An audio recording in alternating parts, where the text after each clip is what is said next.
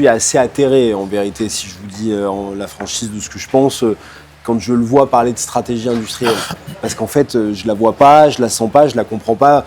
Et pourtant, ces dernières années, on a vu des milliards qui ont été injectés. Des milliards. C'est-à-dire que quand on dit il n'y a plus d'argent pour le service public, il n'y a pas d'argent dans les caisses de l'État, on a un ministre de l'économie, Bruno Le Maire, qui a injecté 350 milliards d'euros depuis la crise Covid pour faire des cadeaux fiscaux, notamment à des grands groupes, qui en vérité, dès que la fin a été amenée, notamment de la fin des PGE, etc., soit ont coulé les boîtes, soit sinon sont partis ailleurs par système de délocalisation, en disant un truc simple, les entreprises françaises ne sont plus compétitives, notamment à cause des coûts de l'énergie. En plus de cette non-stratégie industrielle, maintenant ils disent, c'est plus possible, c'est plus rentable, on ne peut plus travailler en France et on ne peut plus travailler en Europe.